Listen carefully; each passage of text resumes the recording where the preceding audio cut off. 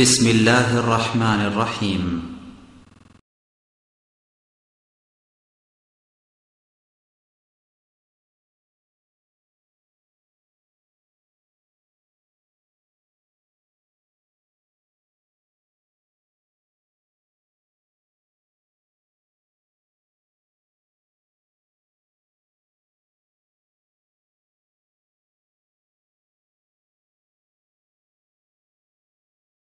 সম্মানিত মসজিদের মুসল্লি, প্রশংসা আল্লাহর জন্য। শান্তি অবতীর্ণ হোক আল্লাহর রাসূলের উপর সাল্লাল্লাহু আলাইহি ওয়াসাল্লাম। আজ জুমার খুতবায় সংক্ষিপ্ত সময়ে বক্তব্যের বিষয় ইত্তিবাউস সুন্নাহ, আল্লাহর সুন্নাতকে, আল্লাহর রাসূলের সুন্নাতকে শক্তভাবে আঁকড়ে ধরা। আল্লাহ রসুল সাল্লাল্লাহু আলাইহি সাল্লামের সুন্নাতকে গুরুত্ব দিয়ে যথাযথভাবে মূল্যায়ন করা সম্পর্কে এক গুরুত্বপূর্ণ সংক্ষিপ্ত বিবরণের চেষ্টা করব ইনশাআল্লাহুল আজিজ। সম্মানিত মসজিদের মুসল্লি, আপনাদের মনে রাখা ভালো হবে, দুনিয়াতে দুটি পাপ রয়েছে, যে পাপ দুটির নিজস্ব ক্ষমতা রয়েছে। সব পাপের নিজস্ব ক্ষমতা নেই। একটি পাপের নাম শিরক আর একটি পাপের নাম বিদআত। শিরক করলে অতীতের নেকি নষ্ট হয়ে যায়, শিরক করলে আল্লাহকে উপেক্ষা করা হয়, শিরক করলে আল্লাহকে তুচ্ছ করা হয়। বিদআত করলে সামনে ইবাদত কবুল হয় না, বিদআত করলে আল্লাহর রাসূল সাল্লাল্লাহু আলাইহি সাল্লামকে উপেক্ষা করা হয়, বিদআত করলে আল্লাহর রাসূলকে অবমাননা করা হয়। দুইটা পাপ দিয়ে দুইজনের অপমান নেমে আসে, আর দুইটা পাপের নিজস্ব ক্ষমতা হচ্ছে, একটা পাপ অতীতের নেকি নষ্ট করে দেয়, আর একটা পাপ সামনের ইবাদত কবুল হতে দেয় না। দুইটাই একটা ভিন্ন ধরনের পাওয়ারফুল পাপ। অন্যান্য পাপ এত পাওয়ার রাখে না। মানুষকে হত্যা করা মহাপাপ। কেউ যদি একজন মানুষকে হত্যা করে, তো এই অপরাধটা হলো সারা পৃথিবীর মানুষকে হত্যা করা যেমন পাপ। তাহলে অবশ্যই একটা মানুষকে হত্যা করা মহাপাপ। এর পরেও যদি কোনো মানুষকে হত্যা করে, তারপরে যদি কোনো ইবাদত করে, তাহলে আল্লাহ তার ইবাদত কবুল করবেন। বিচারের মাঠে পাপ পাপের পাল্লায়, নেকি নেকির পাল্লায় দেখা যাবে কোনটা কমবেশ, কিন্তু তার ইবাদত রহিত হবে না, বন্ধ হবে না। কিন্তু বিদআত এমন একটা পাওয়ারফুল পাপ, যেই পাপে মানুষের ভবিষ্যৎ ইবাদত কবুল হতে দেয় না। অথচ দুইটি পাপ মানুষের ধারণায় নেকির কাজ। শিরকও মানুষের ধারণায় নেকির কাজ, বিদআতও মানুষের ধারণায় নেকির কাজ। সালাম দেওয়ার পরে মানুষ মুখে হা দেয়, তারপরে বুকে হা দেয়, অবশ্যই তার ধারণা এটা ভালো কাজ। নাহলে এমন করে কেন? যারা চিল্লাচিল্লি করে জিকির করছে, অবশ্যই তাদের ধারণায় এটা একটা ভালো কাজ। নাহলে এইভাবে আল্লাহকে সন্তুষ্ট করার জন্য এমন করছে কেন? যারা মেশিনের মাধ্যমে তাসবিহ গণনা করছে, অবশ্যই তারা মনে করছে এটা ভালো কাজ। না হলে কষ্ট করে এমন করছে কেন? যারা মাগরিবের পরে 6 রাকাত সালাতুল আওয়াবিন সালাত নামাজ পড়ছে, 6 রাকাত সালাত মনোযোগ সহকারে পড়ছে, অবশ্যই এটা তাদের ধারণায় ভালো কাজ। নইলে তারা এমন করছে কেন? মুমূর্ষু অবস্থায় তার পাশে মানুষ কোরআন মাজিদ পড়ছে, সূরা ইয়াসিন পড়ছে, অবশ্যই তারা মনে করছে এটি একটা ভালো কাজ। নইলে পড়ছে কেন? মরার পরে মানুষ তার নামে কোরআন পড়ছে, কোরআন খানি করছে, কুলখানি করছে, অবশ্যই তাদের ধারণা এটা একটা ভালো কাজ। নইলে এমন কাজ করছে কেন? মানুষের ধারণায় নেকির কাজের নামই বেদাত। এই বিষয়ে আমরা এক গুরুত্বপূর্ণ তথ্যবহুল বিবরণের চেষ্টা করব ইনশাআল্লাহুল আজিজ। সম্মানিত মসজিদের মুসল্লি, এ ব্যাপারে আল্লাহ তাআলা বলেন, ওমা আতাকুমুর রাসূল ফাখুযু ওমা নাহাকুম আনহু ফান্তাহু। পৃথিবীর মানুষ, রাসূল তোমাদের যা দিয়েছেন তা গ্রহণ করো, আর তিনি যা নিষেধ করেছেন তা বর্জন করো। আল্লাহ তাআলার আদেশ পৃথিবীর মানুষকে। আল্লাহ তাআলা বললেন না যে আমি যা দিয়েছি তা গ্রহণ করো, আমি যা নিষেধ করেছি তা বর্জন করো, এইভাবে আল্লাহ বললেন না। আল্লাহ বলছেন রাসূল মুহাম্মদ সাল্লাল্লাহু আলাইহি সাল্লাম যা দিয়েছেন তা গ্রহণ করো। করতে হলে দেওয়া থাকতে হবে। লোকটির পাশে সূরা ইয়াসিন পড়েন, তবে আগে প্রমাণ থাকতে হবে। মরার পরে তার নামে মানুষকে 40 দিনের দিন বা তার পরের দিন গরু জবাই করে খাওয়ান, কিন্তু তার প্রমাণে আল্লাহ রাসূলের দেওয়া থাকতে হবে। রাসূল যা দিয়েছেন তা তোমরা নেও, দেওয়াটা আগে আর আপনার করাটা পরে। যেটাই করতে যাবেন সেটার আগের স্তর হলো দেওয়া। মসজিদে ঢোকার সময়তে আল্লাহুম্মা আফতালি আবু আবা রাহমাতিক বলি কেন? তিনি দিয়েছেন। এইটা পড়লে অক্ষর প্রতি 10 নেকি হবে না, এটা হাদিসের দোয়া। আর যদি বলি আলিফ লাম মিম দালিকাল কিতাব, তাহলে অক্ষর প্রতি 10 নেকি হবে। এটা কোরআন মাজিদের আয়াত। এইটা পড়ে মসজিদে ঢুকলেই তো হয়। পেশাব পায়খানায় বসার সময়তে আল্লাহুম্মা ইন্নী আউযু বিকা মিনাল খুবুস ওয়াল খাবাইস, এইটা একটা দোয়া। তো এইটা পড়লে নেকি হবে। কোরআন মাজিদ পড়লে অক্ষর প্রতি 10 নেকি হবে। এইটা তো পড়লে হয় না অনেক নেকি? না, হয় না। এই জন্য যে আল্লাহ রাসূলের পক্ষ থেকে দেওয়া নেই। আল্লাহ বলছেন রাসূল যা দিয়েছেন তা গ্রহণ করো। যা করবেন বিসমিল্লাহ বলে খাবেন, তো দেখেন রাসূল দিয়েছেন নাকি। ডান পায়ে জুতা পরবেন আগে, তো দেখেন রাসূল দিয়েছেন নাকি। বাম পায়ের জুতা খুলবেন খোলার সময়তে আগে, তো দেখেন রাসূল দিয়েছেন নাকি। বাড়িতে ঢুকবেন সালাম দিয়ে, তো দেখেন রাসূল দিয়েছেন নাকি। যেটা করতে যাবেন সেইটাতে আগে দেওয়া থাকতে হবে। আল্লাহ রাসূলের পক্ষ থেকে এই কথা আল্লাহ বলছেন। এরপরে বলছেন যা নিষেধ করেছেন তা বর্জন করো। কি নিষেধ করেছেন? জেনা, চুরি, ডাকাতি, বদনাম, গীবত, মারামারি, হইচই, দাঙ্গামা হাঙ্গামা, সুদ, ঘুষ, মিথ্যা কথা বলা, এই যত আপনার নিষেধের সিরিয়াল আছে সব বর্জন করতে হবে। তার পক্ষ থেকে নিষেধ। কেউ যদি বলে যে সবাই মিলে হাত তুলে দোয়া করব, রাসূল নিষেধ করেছেন কোথায় সেটা দেখান, এটা হলো তার বোকামি। আল্লাহ রাসূল তো এই বিষয়ে কিছু বলেননি, তো আপনি এটা বললেন কেন? যদি আপনি এই কথা বলেন যে সবাই মিলে হাত তুলে দোয়া করব, নিষেধ কোথায়? তাহলে আপনি বলেন যে মাগরিবের 4 রাকাত 3 রাকাত পড়বো কেন, 4 রাকাত পড়বো, তার নিষেধ কোথায়? হঠকারিতা করে বলে হবে? জোর করে বলে হবে? নিষেধ মানে তার মুখ থেকে যেগুলি নিষেধ, চুরি নিষেধ, জেনা নিষেধ, ডাকাতি নিষেধ, মারামারি নিষেধ, সুদ নিষেধ, ঘুষ নিষেধ, মেয়েদের বেপরদা নিষেধ, এইগুলো তার নিষেধের সিরিয়াল।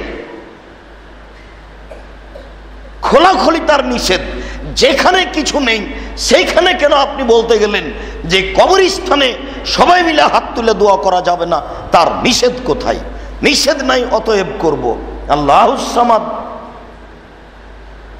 তাহলে ফজরের সালাত 2 রাকাত পড়ি, 4 রাকাত পড়া যাবে না, তার নিষেধ কোথায়? কোন বোকামি! 2 রাকাত পড়ি কেন? দিয়েছেন এই জন্য। মাগরিব আর 3 রাকাত পড়ি কেন? দিয়েছেন এই জন্য। জোহর আসর এই সালাতে জোরে চুপে চুপে কেরাত করি কেন? দিয়েছেন এই জন্য। মাগরিব এশা ফজর জোরে কেরাত করি কেন? দিয়েছেন এই জন্য।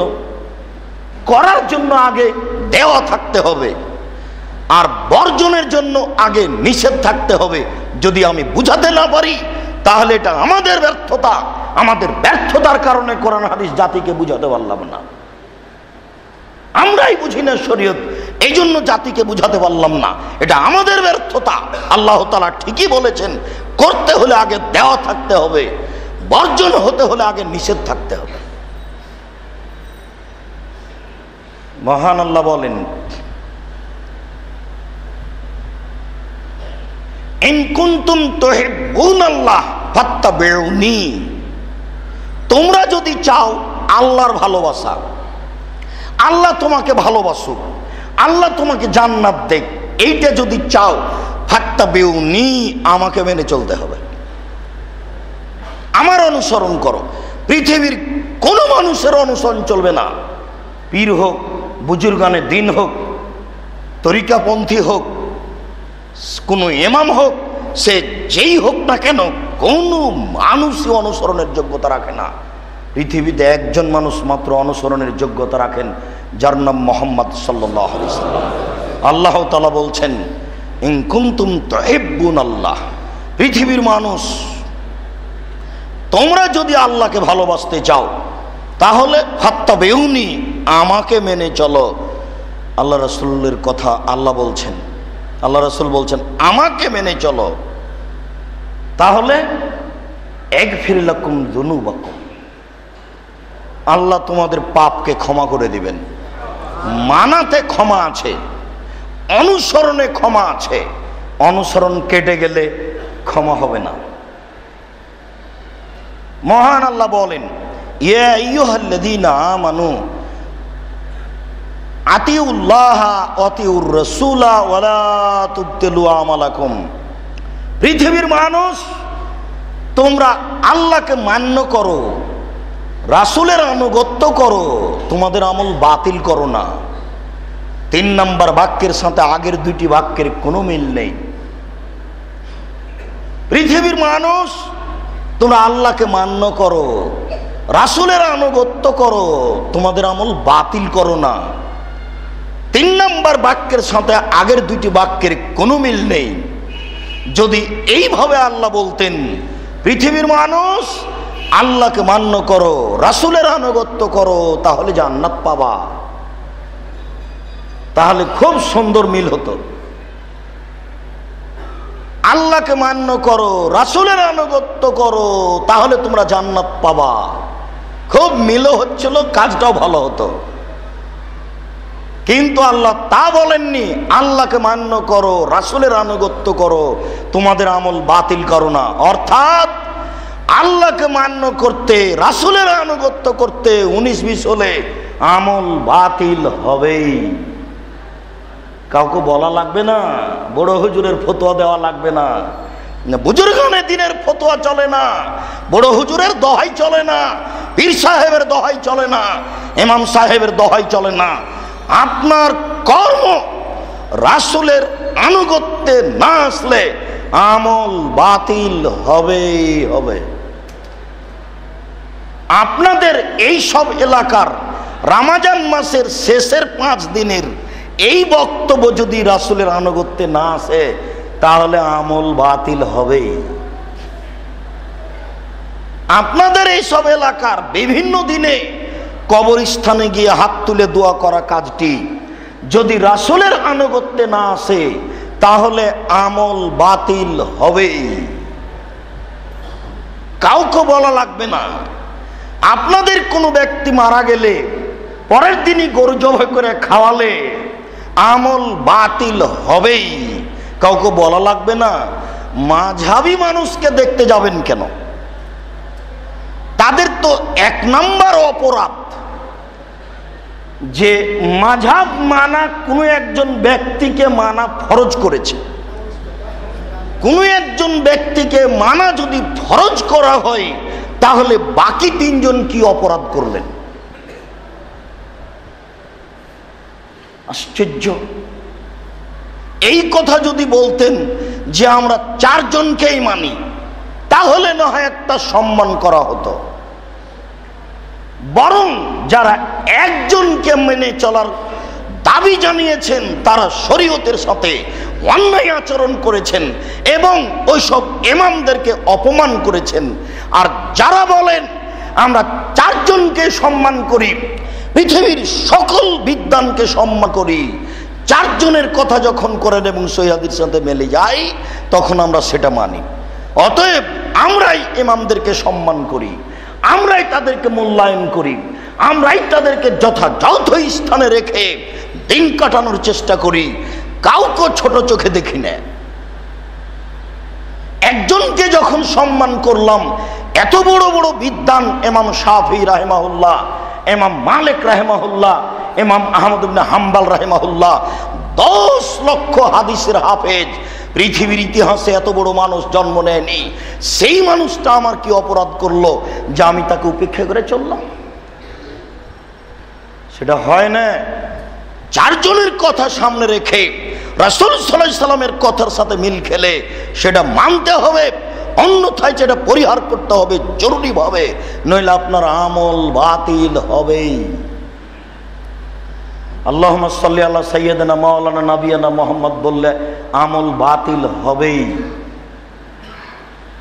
কাউকে বলা লাগবে না, জোরে জিকির করলে আমল বাতিল হবেই। কবরের চতুর্দিকে দাঁড়িয়ে সবাই মিলে হাত তুলে দোয়া করলে আমল বাতিল হবেই। মাগরিবের পরে 6 রাকাত সালাতুল আওয়াবির নামাজ পড়লে আমল বাতিল হবেই হবেই হবে। এটা আল্লাহ বলেছেন, কারো বলা লাগবে না। নইলে আপনি নিজে তদন্ত করুন, আল্লাহ কেন বললেন যে আল্লাহকে মান্য করো, রাসূলের আনুগত্য করো, তোমাদের আমল বাতিল করো না? একই কথা। শিরক করলে আল্লাহকে মান্য করা কেটে যায়, বিদআত করলে রাসূলের আনুগত্য কেটে যায়। শিরক করলে আল্লাহকে মান্য করা কেটে যায়, বিদআত করলে রাসূলের আনুগত্য কেটে যায়। হাতে আঙ্গুলে অষ্টাধাতুর আংটি থাকলে আমল বাতিল হবেই। গোলাপ সাহের মাজারকে সম্মান করলে আমল বাতিল হবেই। কাউকে বলা লাগবে না, কারো ফতোয়া দেওয়া লাগবে না। গলায় মাদুলি তাবিজ থাকলে আমল ধ্বংস হবেই, কাউকে বলা লাগবে না। এইটা আল্লাহর আদেশ। জন্মদিবস পালন করলে, মৃত্যু দিবস পালন করলে আমল বাতিল হবেই হবে। কোন দিবস পালন করলে আমল বাতিল হবেই হবে। রাসূল সাল্লাল্লাহু আলাইহি সাল্লাম মক্কা থেকে মদিনায় আসলেন, দেখলেন মদিনার লোকেরা 2টা দিনে খেলাধুলা করে। আল্লাহর নবী জিজ্ঞাসা করলেন, মা হাজানিল ইয়াওমানে, এই 2টা দিন কি, যে 2টা দিনে তোমরা খেলাধুলা করো? তখন তারা বলল, বন্যতার যুগ থেকে, বর্বরতার যুগ থেকে এই 2 দিনে আমরা আনন্দ ফুর্তি করে আসি, খেলাধুলা করি। যেমন আপনাদের পহিলা বৈশাখে 31st নাইটে খেলাধুলা আছে, আনন্দ ফুর্তি আছে, জেনা আছে। জেনা না থাকলে সেটা আনন্দ ফুর্তি হয় কি করে? নারী না থাকলে সেটা আনন্দ ফুর্তি হয় কি করে? নোংরামি, বেহায়াই, শরমহীনা কাজ না থাকলে সেটা আনন্দ ফুর্তি হয় কি করে? এটাই তো মানুষের আত্মার চাহিদা, এটাই তো মানুষের আত্মার দাবি, যে সেখানে পাপ থাকবে, অশ্লীল কাজ থাকবে, তাহলেই তার আত্মা শান্তি পাবে। শুনুন সম্মানিত দিনী ভাই, রাসূল সাল্লাল্লাহু আলাইহি সাল্লাম বললেন, শোনো, কাদ আবদালাকুমুল্লাহ বিহিমা খায়রান মিনহুমা, তোমাদের এই 2 দিনকে বাতিল করে, আল্লাহ তোমাদের এই 2 দিনকে বাতিল করে ভিন্ন 2টা দিন দিয়েছেন, যেই 2 দিন এই 2 দিনের চেয়ে উত্তম, যেই 2 দিন এই 2 দিনের চেয়ে উত্তম। 2 দিনের একদিন হলো ঈদুল ফিতর আর একদিন হলো ঈদুল আজহা। একটা হলো কুরবানির ঈদ আর একটা হলো রোজার ঈদ। খাও, জিকির করো, খেলাধুলা করো, দৌড়াদৌড়ি করো, যেটা বৈধ হয় আনন্দের জন্য সেটা করো। তিনি বললেন না, তোমাদের হলো 2, আমি দিলাম 2, 2 এ 2 এ 4। তোমাদের হলো 2, আমি দিলাম 2, 2 এ 2 এ 4। তাহলে আজকে বোকা মানুষ আপনার মা দিবস থাকতো, আপনার বাপ দিবস থাকতো, আপনার ওই জন্ম দিবস থাকতো, এরপরে দিবস পালন করতে করতে আর পড়াশোনা করা লাগতো না, সব শেষ। কিয়ামত পর্যন্ত সব দিবসকে আল্লাহর নবী নাকচ করেছেন, বুখারী মুসলিম। কিয়ামত পর্যন্ত 3য় দিন মানার জন্য আসবে না পৃথিবীতে, 2 দিনই শেষ। আর না হলে আমি বুঝাতে পারিনি শরীয়ত। কিয়ামত পর্যন্ত দিবস হিসাবে পৃথিবীতে আর 3য় দিন আসবে না, 2 দিনই শেষ। একটা নাম ঈদুল আজহা, একটা নাম ঈদুল ফিতর। আয়েশা রাদিয়াল্লাহু তাআলা আনহা বলেন, রাসূল সাল্লাল্লাহু আলাইহি সাল্লাম বলেছেন, মান আহাদাসা ফি আমরিনা হাজা মা লাইসা মিনহু ফাহুয়া রাদ, কেউ যদি আমার শরীয়তে নতুন কিছু করে যেটা আমি করিনি, তাহলে তা বাতিল, পরিত্যাজ্য। আয়েশা রাদিয়াল্লাহু তাআলা আনহা বলেন, রাসূল সাল্লাল্লাহু আলাইহি সাল্লাম বলেছেন, মান আমিলা আমালান লাইসা আলাইহি আমরুনা, কেউ যদি কোনো আমল করে যে আমল আমি করিনি, যে আমলের উপরে আমার কোনো নির্দেশনা নেই, সেই আমল বাতিল, পরিত্যাজ্য। আমার নির্দেশনা থাকতে হবে, আমার আমল থাকতে হবে, তারপরে সেটা চলবে। জাবের রাদিয়াল্লাহু তাআলা আনহু বলেন, রাসূল সাল্লাল্লাহু আলাইহি সাল্লাম বললেন, আম্মা বাদ, হামদ সালাতের পরে ফাইন্না খাইরাল হাদিসি কিতাবুল্লাহ, সবচেয়ে উত্তম বই হচ্ছে আল্লাহর গ্রন্থ। ওয়া খাইরুল হুদা ওয়া খাইরাল হুদা, হুদা মুহাম্মদ সাল্লাল্লাহু আলাইহি সাল্লাম, সবচেয়ে উত্তম আদর্শ মুহাম্মদ সাল্লাল্লাহু আলাইহি সাল্লামের আদর্শ। পৃথিবীর কোনো মানুষের আদর্শে এসে ঢুকবে না। ক্লাসে ঢোকার সময়তে শিক্ষক সালাম দিবেন, ছাত্র বসে বলবে ওয়ালাইকুম আসসালাম, এইটাই আদর্শ। বিদায়ের সময়তে বলতে হবে আস্তাউদিউকুমুল্লাহ আল্লাযী লা তুজি ওয়াদায়, আস্তাউদিউল্লাহ দীনাকা ওয়া আমানাতাকা ওয়া আখিরা আমালিক। আপনার সব কিছুকে আল্লাহর কাছে গচ্ছিত রাখলাম, আল্লাহ আপনাকে পরহেজগারিতা দান করুক, আল্লাহ আপনাকে যেখানে থাকেন না কেন ভালোভাবে রাখুক। এটা হলো রাসূলের আদর্শ। Tata bye bye, tata bye bye, এটা হলো খ্রিস্টানের আদর্শ। মোবাইলে রিং হচ্ছে, আপনি অন করে বলবেন আসসালামু আলাইকুম, এটা রাসূলের আদর্শ। আর অন করে বললেন হ্যালো, কুকুরকে ডাকে হ্যালো বলে, এটা হচ্ছে খ্রিস্টানদের আদর্শ। শুনুন, আপনাকে এক গিলাস পানি দেওয়া হলো, আপনি বললেন জাযাকাল্লাহ খায়র। আমাকে এক গ্লাস পানি দেওয়া হলো, আমি বললাম থ্যাংক ইউ। এটা হলো খ্রিস্টানের আদর্শ। জাযাকাল্লাহ খায়র হলো আল্লাহ রাসূলের আদর্শ। আল্লাহর নবী বলেন, পৃথিবীতে সবচেয়ে উত্তম আদর্শ রাসূলের আদর্শ। খায়রুল হুদা হুদা মুহাম্মদ সাল্লাল্লাহু আলাইহি সাল্লাম, ও শাররুল উমুরে মুহদাসাতুহা, আর সবচেয়ে নিকৃষ্ট, জঘন্য, বর্বর কাজ হচ্ছে শরীয়তের নামে নতুন কাজ। অকুল্লু বিদআতিন জলালা, শরীয়তের নামে প্রত্যেক নতুন কাজই হচ্ছে ভ্রান্ত। অকুল্লু জলালাতিন ফিন্নার, আর প্রত্যেক ভ্রান্তের ফলাফল হলো জাহান্নাম। বেদাতি জাহান্নামে যাবে। নাসাই, বেদাতি জাহান্নামে যাবে। সে যতই রাকাত নামাজ পড়ুক, 6 রাকাত নামাজ মাগরিবের পরে জান্নাত হবে না। রাসূলকে অপমান করে জান্নাত পাওয়া যায় না। মেশিনে তাসবিহ গণনা করে জান্নাত পাওয়া যায় না। হজ করতে গিয়ে 10, 12 বার, 15 বার উমরা করলে জান্নাত পাওয়া যায় না। আয়েশা রাদিয়াল্লাহু তাআলা আনহা কাঁদছেন তপ করতে করতে। আল্লাহ রাসূল বলছেন, লেমা তাবকি আয়েশা, হিজতে, কি খবর আয়েশা, কাঁদছো কেন? তোমার ঋতু হয়েছে নাকি? জি। ওহো, থাকো থাকো, তুমি তপ করো না, বাকি জিকির আজকার করো, কোরআন তেলাওয়াত করো, তাসবিহ তাহলিল করো, হজ শেষ। আব্দুর রহমান, জি, ওই যে তোমার বোন আয়েশাকে নিয়ে যাও তো তানিমে, তানিমে নিয়ে গিয়ে এহরাম বাঁধিয়ে তপটা করিয়ে নাও, তোমার বোনের তপটা থেকে গেছে। তো আব্দুর রহমান তার বোন আয়েশাকে নিয়ে গেলেন। এরা ভাই বোন, আবু বকর এদের দুইজনের বাপ, আয়েশার আর আবু বকরের আব্দুর রহমানের বাপ। তা আব্দুর রহমান নিয়ে গেলেন বোনকে তানিমে, এহরাম বাঁধালেন। তারপরে বোন তপ করলেন। কই, আব্দুর রহমান তো এহরাম বাঁধেননি, আব্দুর রহমান তো তপ করেননি। কানাকে হাইকোর্ট দেখাচ্ছেন, ধর্মকে পাগল পেয়েছেন। আব্দুর রহমানের চেয়ে বেশি মুসল্লিগিরি দেখান, তাহাজ্জুদ পড়ে ধর্ম দেখান। আব্দুর রহমানের এহরাম বেঁধে তপ করা লাগলো না, আপনার লাগে? আপনার কখন কখন হায়েজ হয়েছে বুঝলাম না। আপনি কেন গেলেন ওখানে তানিমে এহরাম বাঁধতে? ও তো হায়েজের ব্যাপার ছিল। আয়েশার হায়েজ হয়েছে তাই উনি পরে গেছিলেন। তা আপনার কখন এমনটা হলো? ছি ছি ছি ছি ছি, ধর্ম কেন এমন হলো? ধর্ম কেন জনগণের হাতে আসলো? ওটা তো একজনের হাতে আল্লাহ দিয়েছেন, তার নাম মুহাম্মদ সাল্লাল্লাহু আলাইহি সাল্লাম। পৃথিবীর কোনো মানুষের হাতে আল্লাহ ধর্ম দেননি, একক ব্যক্তির হাতে দিয়েছেন, যার নাম মুহাম্মদ সাল্লাল্লাহু আলাইহি সাল্লাম। সম্মানিত মসজিদের মুসল্লি, বিবেচনা করে আমল করার তৌফিক চেষ্টা করি। আল্লাহ তুমি আমাদের এই ব্যাপারে তৌফিক দান করো, আল্লাহুম্মা আমিন।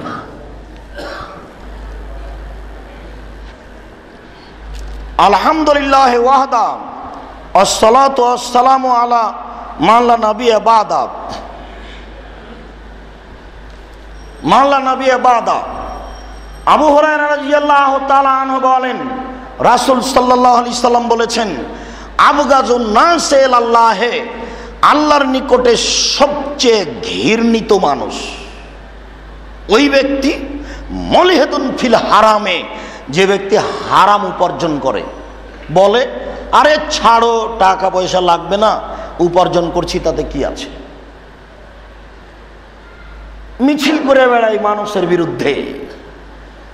যারা অন্যায়কে খুঁজে তারা হলো নিকৃষ্ট মানুষ। ও মুবতাগিন সুন্নাতাল জাহেলিয়াতে, বন্যতার বর্বরতার যুগের নিয়মকে যারা ইসলামে নিয়ে আসে তারা হলো আল্লাহর নিকটে সবচেয়ে নিকৃষ্ট, সবচেয়ে জঘন্য।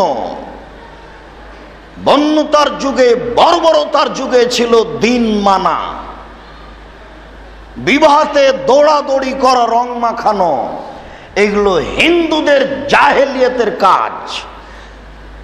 সুদ খাওয়া, সুদ নেওয়া দেওয়া, এগুলো হচ্ছে বন্যতার যুগের কাজ। ওই কাজগুলি যারা ইসলামে নিয়ে আসবে ধর্ম বলে, তারা আল্লাহর কাছে সবচেয়ে জঘন্য। যারা মানুষকে হত্যা করে তারা আল্লাহর কাছে জঘন্য।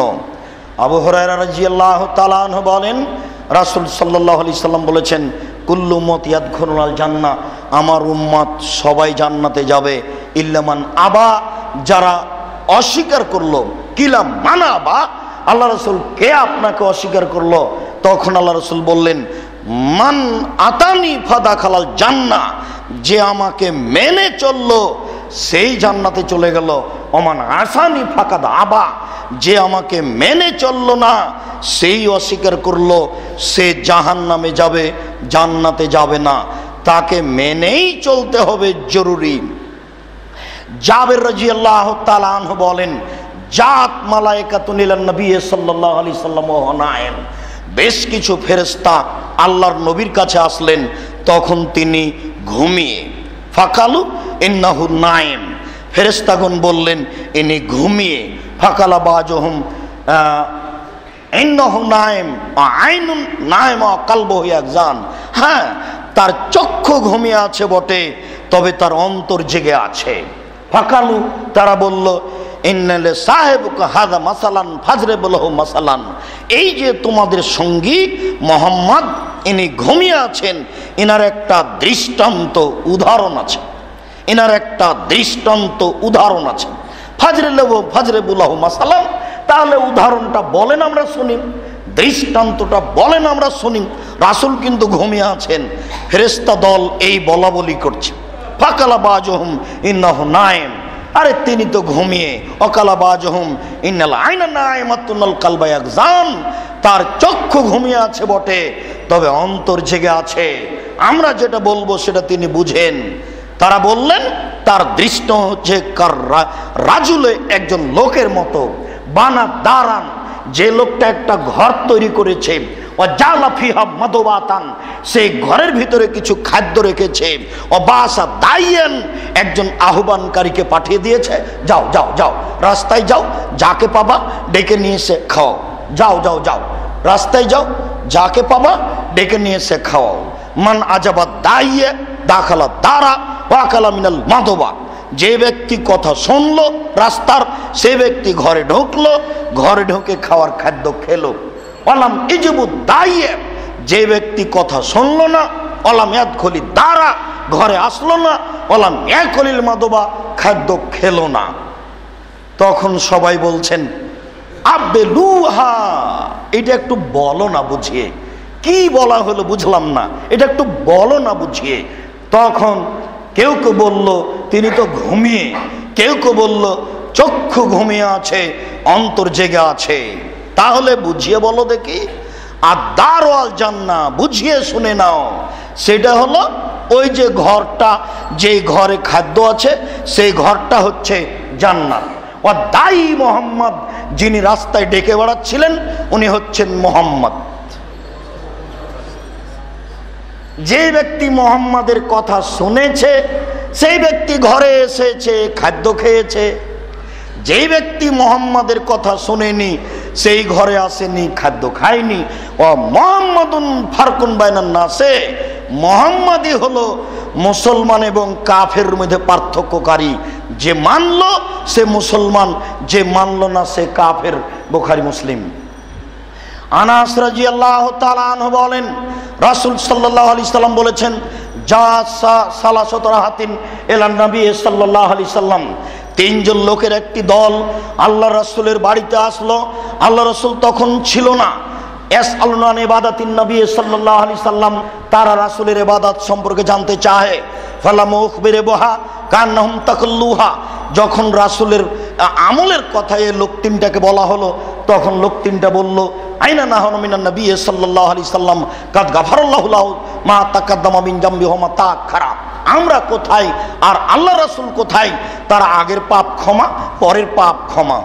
তার অল্প ইবাদত করলে চলে, আমাদের এত কম ইবাদত করলে চলবে না। আমাদের মেশিনে বেশি বেশি তাসবিহ গণনা করতে হবে, আমাদের লম্বা মোনাজাত করতে হবে, আমাদের সালাতুল আবিন পড়তে হবে, অনেক কিছু করা লাগবে।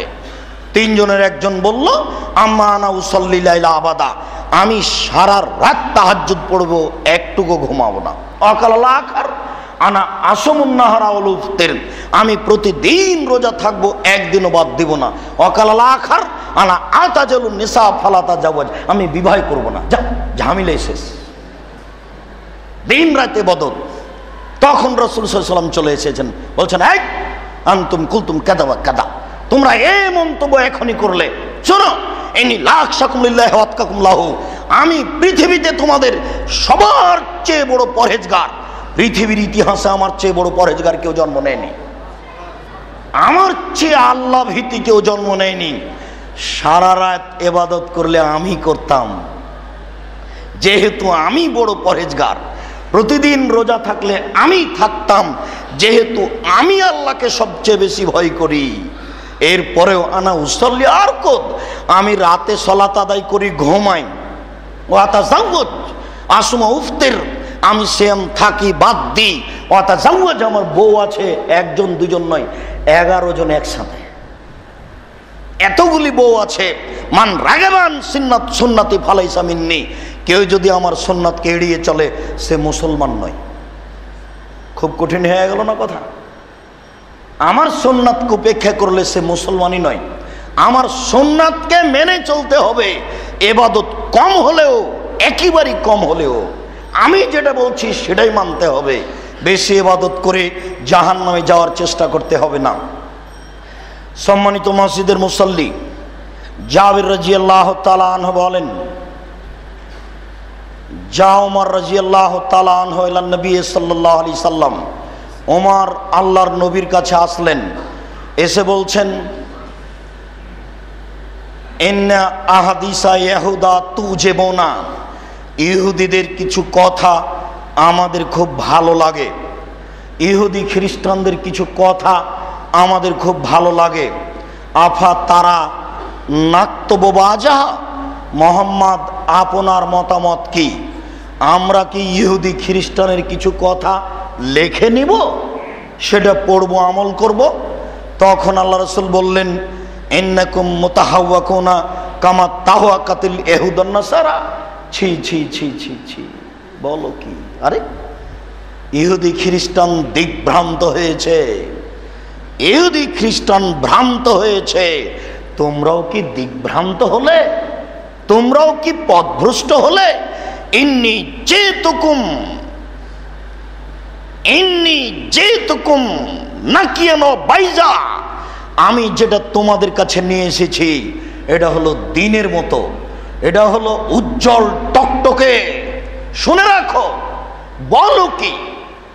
লাউ মূসা হাইয়া, আজ যদি মূসা জীবিত থাকতেন, মা ওয়াসিআহু ইল্লা ইত্তিবাই, আমাকে মেনে চলা ছাড়া মূসার কোনো পথ থাকতো না। ইহুদি খ্রিস্টান মানে বলো কি তোমরা? আজ মূসা যদি বেঁচে থাকতেন, আজ যদি মূসা জীবিত থাকতেন, আমাকে মেনে চলা ছাড়া কোনো পথ থাকতো না। জাবের রাদিয়াল্লাহু তাআলা আনহু বলেন, রাসূল ওমর রাদিয়াল্লাহু তাআলা আনহু বলেছেন, রাসূল সাল্লাল্লাহু আলাইহি সাল্লাম বলেন, ওয়াল্লাযী নাফসু মুহাম্মাদিন, আমি মোহাম্মদ বলছি, ওই আল্লাহর কসম, আমি মোহাম্মদ বলছি আল্লাহর কসম, আমি মোহাম্মদ বলছি আল্লাহর কসম, লাউ তারাকতুম ইত্তিবাই, তোমরা যদি আমার অনুসরণ ছেড়ে দাও, লা তাত্তাবাতুম, তোমরা যদি ইহুদি খ্রিস্টান মূসাকে অনুসরণ করো, তোমরা যদি মূসাকে অনুসরণ করো, ও তারাকতুমুনি, আমাকে ছেড়ে দাও, তোমরা যদি মূসাকে অনুসরণ করো, আমাকে ছেড়ে দাও, লা যালালতুম আন সাওয়াইস সাবিল, তাহলে তোমরা ভুল পথ থেকে চলে যাবে, তাহলে তোমরা ভুল পথ থেকে চলে যাবে। আজ যদি মূসা আলাইহিস সালাম জীবিত থাকতেন, আমাকে মেনে চলা ছাড়া তার কোনো গতি থাকতো না, তার কোনো গত্যন্তর থাকতো না, তার কোনো পথ থাকতো না, আমাকেই মেনে চলতেন তিনি বাধ্য হয়ে। আনাস, মালিক ইবনে আনাস রাদিয়াল্লাহু তাআলা আনহু বলেন, রাসূল সাল্লাল্লাহু আলাইহি সাল্লাম বলেছেন, তারাকতু ফিকুম আমরান লান তাজিল্লু মা তামাসসাকতুম বিহিমা, আমি তোমাদের কাছে দুইটা জিনিস রেখে গেলাম, যতদিন পর্যন্ত তোমরা এই দুইটা জিনিস মেনে চলবে, ততদিন তোমরা ভ্রান্ত হবে না। যতদিন পর্যন্ত তোমরা এই দুইটা জিনিস মেনে চলবে, ততদিন পর্যন্ত তোমরা ভ্রান্ত হবে না। এক, কিতাবুল্লাহ, আল্লাহর কিতাব। দুই, ও সুন্নাত নবিহি, তার নবীর সুন্নাত। ওখানে বলেননি কোনো মাযহাবের কথা, ওখানে বলেননি কোনো তরিকার কথা, ওখানে বলেননি কোনো ইমামের কথা, ওখানে বলেননি কোনো পীর আউলিয়ার কথা। অতএব পীর নামে ধর্মে কোনো জিনিস নেই, অলিয়া উলিয়া নামে ধর্মে কোনো জিনিস নেই, মাযহাব নামে ধর্মে কোনো জিনিস নেই, তরিকাপন্থী নামে ধর্মে কোনো জিনিস নেই। সাবধান থাকবেন।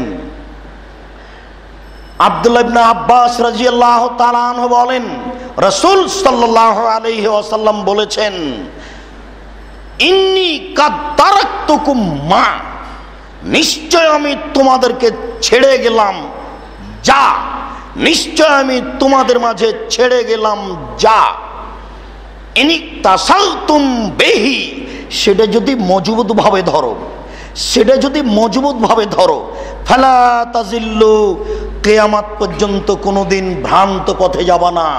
সেটা হচ্ছে কিতাবুল্লাহ ওয়া সুন্নাত নবিহি, আল্লাহর কিতাব, তার নবীর সুন্নাত, আল্লাহর কিতাব আর তার নবীর সুন্নাত। সম্মানিত মসজিদের মুসল্লি, যা ওমর রাদিয়াল্লাহু তাআলা আনহু ইলাল হাজরিল আসওয়াদে, উমর রাদিয়াল্লাহু তাআলা আনহু হজ করতে গিয়ে কালো পাথরের পাশে আসলেন। উমর রাদিয়াল্লাহু তাআলা আনহু হজ করতে গিয়ে কালো পাথরের পাশে আসলেন, ফাকাব্বালাহু, তাকে চুমা দিলেন। তারপরে উমর বলছেন, ইন্নী লা আলামু আন্নাকা হাজারুন লা তাজরু লা তানফা, এই কালো পাথর, আমি জানি তুমি কোনো ক্ষতি করতে পারো না, তুমি কোনো উপকার করতে পারো না। এই কালো পাথর শোনো, আমি জানি উমর তুমি কোনো ক্ষতি করতে পারো না, তুমি কোনো উপকার করতে পারো না। লাউলা আন্নী রাআইতু রাসূলুল্লাহ সাল্লাল্লাহু আলাইহি ওয়াসাল্লাম ইয়াকব্বিলুকা মা কাব্বালতুকা, আমি আল্লাহ রাসূলকে চুমা দিতে না দেখলে আমি তোমাকে চুমা দিতাম না। তুমি মনে করো না আমি উমর তোমার পূজা করি, আমি আল্লাহর নবীকে চুমা দিতে না দেখলে আমি তোমাকে চুমা দিতাম না। আমি জানি তুমি একটা কালো পাথর, তুমি কোনো ক্ষতি করতে পারো না, তুমি কোনো উপকারও করতে পারো না। তুমি জানো আমি কেন তোমাকে চুমা দিই, আমি আল্লাহর নবীকে দেখেছি এই জন্য চুমা দিই, তাছাড়া তোমাকে চুমা দিব কেন? এর নাম বীর পুরুষ, এর নাম হচ্ছে বিদাত কুপেক্ষা করা পুরুষ। বিদাতের মুখে লাথি মেরে চলতে হবে, অনুসরণ করতে হবে একজনের, যার নাম মুহাম্মদ সাল্লাল্লাহু আলাইহি সাল্লাম। ইবাদত যতই মিঠা লাগুক না কেন, 14 গোষ্ঠী থেকে ইবাদত চলে আসুক, সেই ইবাদত যদি রাসূলের না হয় তাহলে আপনি তাকে ঘৃণা করবেন, এটাই ঈমান। তাছাড়া আপনার বাঁচার কোনো পথ নেই। দেখেন উমর রাদিয়াল্লাহু তাআলা কতদিন পরে কালো পাথরকে এইভাবে নিন্দা জানিয়ে বলছে, তুমি মনে রেখো, আমি জানি তুমি কালো পাথর কোনো ক্ষতি করতে পারো না, তুমি কোনো উপকার করতে পারো না। তোমাকে চুমা দিই কেন? তুমি জানো তোমাকে চুমা দিই কেন? আমি তোমাকে রাসূলকে চুমা দিতে দেখেছি, সেই জন্য আমি চুমা দিই। মনে রেখো না আমি তোমার পূজা করি, মনে রেখো তুমি আমি অনুসরণ করি মুহাম্মদ সাল্লাল্লাহু আলাইহি ওয়াসাল্লাম। আব্দুল্লাহ ইবনে আব্বাস রাদিয়াল্লাহু তাআলা আনহু বলেন, রাসূল সাল্লাল্লাহু আলাইহি ওয়াসাল্লাম বলেছেন, ইন্নামা আখশা আলাইকুম, পৃথিবীর মানুষ আমি তোমাদের উপরে ভয় করি তিনটে জিনিসের। পৃথিবীর মানুষ আমি তোমাদের উপরে ভয় করি তিনটে জিনিসের। পৃথিবীর মানুষ আমি তোমাদের উপরে ভয় করি তিনটে জিনিসের। শাহওয়াতে শাহওয়াতিল গাইয়ে ফি বুতুনিকুম ও ফুরুজিকুম ও মুজিল্লাতিল হাওয়া। তোমাদের প্রবৃত্তি হবে হারাম উপার্জনের, এইটা আমার ভয়। তোমাদের অন্তরের দাবি হবে হারাম উপার্জনের, এইটা আমার ভয়।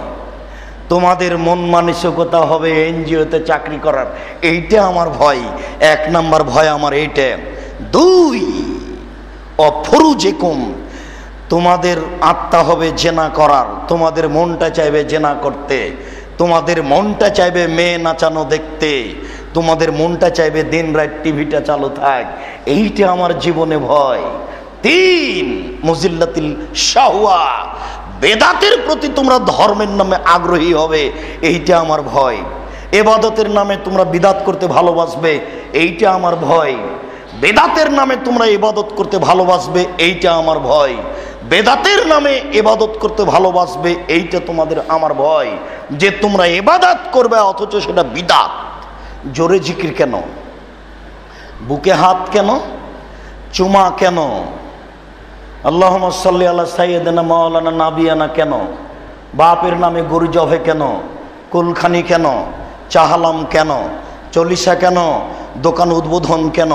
বাড়ি উদ্বোধন কেন? কেন দোকান উদ্বোধন হবে? এইটা আবার কি? কেন বাড়ি উদ্বোধন হবে? এইটা আবার কি? হুজুর দিয়ে হাফেজ দিয়ে কোরআন তেলাওয়াত করিয়ে বাপের কবরে বক্সিয়ে দেওয়া, এইটা আবার কি? ঈদের মাঠে গিয়ে আসেন আসেন নামাজ শুরু হতে যাচ্ছে আর 4 মিনিট, এইটা আবার কি? যেখানে আল্লাহ রাসূল বললেন কোনো আজান নাই একামাত নেই, সেটা হয় কি করে? ঈদের মাঠে সবাই মিলে বক্তব্য কেন? এইটা হয় কি করে? শুনুন, জানাজা লাশটাকে সামনে রেখে সবাই মিলে বক্তব্য দিচ্ছে, এইটা আবার কেন? নেতা এসেছে সবাই কেন বক্তব্য দিচ্ছে? লোকটা মারা গেছে তাকে নাকি রাষ্ট্রীয় পর্যায়ে সম্মান করতে হবে, এইটা আবার কেন? কে কাকে পড়াবে? সবাই যে অন্ধ, অন্ধ হতে হতে হতে হতে পশু প্রাণী হয়ে গেছে। আল্লাহ এবং আল্লাহ রাসূলের কেউ 5 পয়সা দাম দেয় না। ধর্মের নামে বেদাত করবে, এইটা আমার ভয়। ধর্মের নামে বেদাত করবে, এইটা আমার ভয়। উপার্জনের নামে হারাম উপার্জন করবে, এইটা আমার ভয়। আত্মার চাহিদায় জেনা করবে, এইটা আমার ভয়। ইবাদতের নামে বেদাত করবে, এইটা আমার ভয়। সম্মানিত মসজিদের মুসল্লি, অত্র আলোচনার শেষ হাদিসটি বলে অত্র মসজিদের পুরুষ ও নারী সকল মুসল্লিকে বিশেষভাবে সতর্ক সাবধান করতে চাই, আমরা যেন ইবাদতের নামে বিদাত না করি। ইবাদত আমাদের যতই মিঠা লাগুক না কেন, সে ইবাদত কোনো পীর, কোনো আলী, কোনো আউলিয়া, কোনো বড় আলেম দিয়ে চালু থাকলেও কোনো ব্যক্তির মহব্বত আমাদের কাছে আসতে পারে না। মহব্বত মাত্র একজনের আসবে, যার নাম মুহাম্মদ সাল্লাল্লাহু আলাইহি সাল্লাম। শ্রদ্ধা আসতে পারে। আব্দুর রাজ্জাক সাহেবকে সবাই ভালোবাসে, তাই একটু শ্রদ্ধা করি, দাওয়াত খাওয়াই, সেইটা ভিন্ন কথা। আব্দুর রাজ্জাক সাহেবের কথা অনুসরণ করতে হবে, এর 5 পয়সা দাম নাই। আমি একজন সাধারণ মানুষ, আমার 5 পয়সা দাম নাই শরীয়তে। আমার কথা যদি আল্লাহ রাসূলের হয় তাহলে গ্রহণীয়, নাহলে তা বাতিল বলে যোগ্য, বাতিল বলে গণ্য হবে। তাকে ছুঁড়ে মারতে হবে ড্রেনে। আব্দুর রাজ্জাক কেন, বড় থেকে বড় মানুষের কথা হলেও, ইমাম আহমদ বিন হাম্বল রাহিমাহুল্লাহর কথা হলেও, ইমাম বুখারীর কথা হলেও, তুমি সর্বশক্তিমান, তুমি সব কিছু করতে পারো। আমরা পাপী, আমাদের গুনাহ খাতা থাকতেই পারে, এটা স্বাভাবিক। আদম সন্তানই পাপী, এ কারণে তোমার দরবারে আমাদের পাপের স্বীকৃতি জানিয়ে বলছি, তুমি আমাদের পাপকে ক্ষমা করে আমাদেরকে তুমি তোমার রাসূলের পদ্ধতিতে চলার তৌফিক দান করো। আমরা তোমার নীতিকে উপেক্ষা করতে চাইনি, যা কিছু হয়েছে তা আমাদের ভুল হয়েছে। আমরা তোমার নীতি, তোমার নবীর নীতিকে মেনে চলতে চাই। অতএব এই জুমার খুতবার শেষ অংশে এসে তোমার দরবারে আন্তরিকভাবে রহমত কামনা করি, নইলে আবারও আমরা তোমার দরবারে সাক্ষী জানাচ্ছি, আমরা সাক্ষী দিচ্ছি তুমি এক, তুমি অদ্বিতীয়। আমরা সাক্ষী দিচ্ছি তোমার নবী মুহাম্মদ সাল্লাল্লাহু আলাইহি সাল্লাম, আমরা তাকে নবী বলে মেনে নিয়েছি। এই দাবি জানিয়ে জুমার খুতবার শেষে বলছি, আমাদের যারা মারা গেছে তুমি তাদের কবরের শাস্তি মাফ করো। আমরা যারা অসুস্থ বাড়িতে হাসপাতালে আছি তুমি তাদের আরোগ্য দান করো। আমরা যারা বেঁচে আছি তুমি তাদেরকে তোমার রাসূলের পদ্ধতি অনুযায়ী চলার তৌফিক দান করো। তুমি সর্বশক্তিমান, তুমি আমাদের দাবি কবুল করো। তোমার দরবারে এই দাবি, এই দাওয়া, এই দোয়া রেখে আজকের জুমার খুতবা এখানে শেষ করলাম। সাল্লাল্লাহু আলাইহি ওয়াসাল্লাম।